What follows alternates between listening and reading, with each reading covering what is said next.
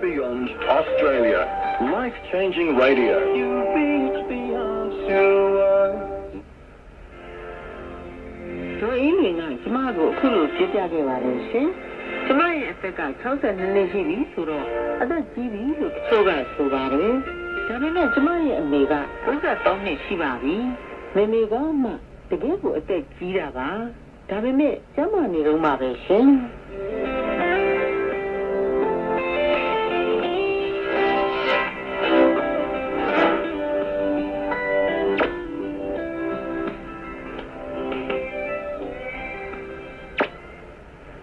ပါရှင်တော်တော်ရှင်မိတ်ဆွေများကိုအပတ်စဉ်အပတ်တိုင်းတိုက်တွန်းအားပေးပြီးညလေးချက်တွေဝေဖြာစေတဲ့ညလေးဝေဖြာမင်းသားတို့ကပါက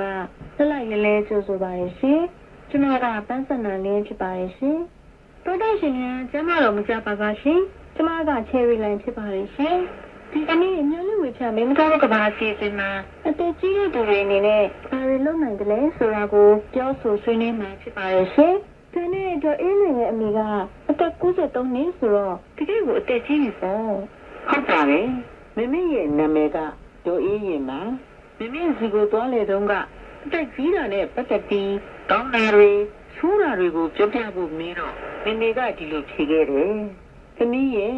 အသက်ကြီးတာနဲ့ပတ်သက်ပြီးကောင်းတာတွေအများကြီးရှိတာပေါ့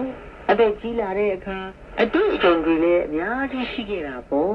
ဒီအတွေ့အကြုံတွေကဘောအသက်တာမှာရှိနေမှုအပေါ်တက်ရောက်မှုရှိတယ်။အသေးအမွှားလေးတွေနဲ့ပတ်သက်ပြီးစိတ်မကောင်းဖြစ်တာဟာအချင်းကြီးပဲဆိုတာကိုသဘောပေါက်နားလည်လာသလိုအသက်တာမှာစိတ်အေးအေးတည်တည်ငြိမ်ငြိမ်နဲ့ရင်ဆိုင်ရှောက်နှံ့မှုလေးသိလာတယ်။